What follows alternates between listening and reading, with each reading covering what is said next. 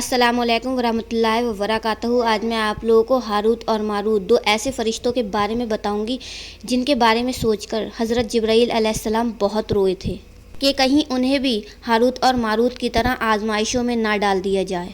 کیا آپ جانتے ہیں اللہ تبارک و تعالیٰ نے کس طرح ہاروت اور ماروت کو آزمائش میں ڈالا تھا؟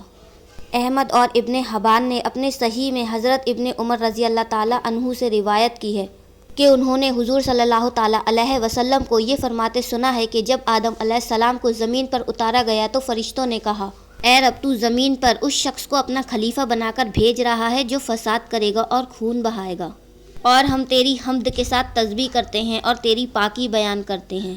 اللہ تعالیٰ نے فرمایا، بے شک میں وہ جانتا ہوں جو تم نہیں جانتے۔ انہوں نے عرض کیا، اے اللہ، ہم تیری بنی آدم سے زیادہ اطاعت کرتے ہیں۔ اللہ تعالیٰ نے فرمایا، تم میں سے 2 فرشتے آئیں تاکہ ہم دیکھیں کہ وہ کیسا عمل کرتے ہیں۔ انہوں نے عرض کیا، ہاروت اور ماروت حاضر ہیں۔ رب تعالیٰ نے انہیں حکم دیا کہ تم زمین پر جاؤ، اور اللہ تعالیٰ نے زہرہ ستارے کو ان کے سامنے ایک حسین اور جمیل عورت کے روپ میں بھیجا۔ وہ دونوں اس کے یہاں آئے اور اس سے دوستی کا سوال کیا، مگر اس نے انکار کر دیا اور کہا، خدا کی قسم اس وقت تک نہیں جب تک تم دونوں یہ کلمہ شرک نہ کہو۔ انہوں نے کہا، خدا کی قسم ہم کبھی بھی اللہ تعالیٰ کے شریک کسی اور کو نہیں ٹھہرائیں گے۔ چنانچہ وہ عورت ان کے پاس سے اٹھ کر چلی گئی، اور جب واپس آئی تو وہ ایک بچہ اٹھائے ہوئے تھی۔ انہوں نے اس سے پھر وہی دوستی کا سوال کیا۔ اس نے کہا، خدا کی قسم اس وقت تک نہیں جب تک تم دونوں اس بچے کو قتل نہ کرو۔ انہوں نے کہا، خدا کی قسم ہم کبھی بھی اسے قتل نہیں کریں گے۔ پھر وہ شراب کا پیالہ لے کر لوٹی، اور ان دونوں نے اسے دیکھ کر پھر وہی سوال دہرایا۔ عورت نے کہا، خدا کی قسم اس وقت تک نہیں جب تک تم یہ شراب نہ پی لو۔ چنانچہ انہوں نے شراب پی اور نشے کی حالت میں اس سے جمع کیا اور بچے کو قتل کر دیا۔ جب ان کا نشہ اترا تو عورت نے کہا، خدا کی قسم تم نے ایسا کوئی کام نہیں چھوڑا جس کے کرنے سے تم نے انکار کر دیا تھا۔ نشے کی حالت میں تم سب کام کر گزرے۔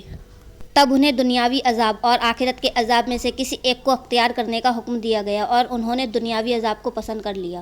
حضرت ام سلمہ رضی اللہ تعالیٰ عنہا فرماتی ہیں کہ میری بیٹی بیمار ہو گئی تو میں نے پیالے میں نبیذ بنائی۔ حضور صلی اللہ تعالیٰ علیہ وسلم میرے یہاں تشریف لائے تو وہ ابل رہی تھی۔ آپ صلی اللہ تعالیٰ علیہ وسلم نے فرمایا، ام سلمہ یہ کیا ہے؟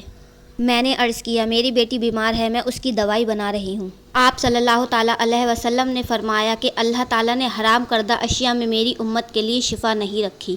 حرام کردہ اشیاء کا مطلب ہے جن چیزوں کا اللہ تعالیٰ نے حرام کر دیا ہے ان میں کوئی شفا نہیں ہے۔ ایک روایت میں ہے، جب اللہ تعالیٰ نے شراب کو حرام فرما دیا تو اس میں جتنے بھی فائدے تھے سب چھین لیے۔ امید کرتی ہوں اس حکایت سے آپ 2 چیزیں سیکھے ہوں گے۔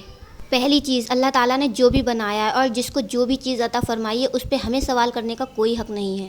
اور دوسری چیز، اللہ تعالیٰ کی حرام فرمائی ہوئی کسی بھی چیز میں ہمیں شفا مل ہی نہیں سکتی۔ اللہ ہمیں حرام چیزوں سے بچائے اور حلال راستوں پر چلنے اور حلال چیزیں پانے کی توفیق عطا فرمائے۔ آمین ثم آمین۔ خدا حافظ۔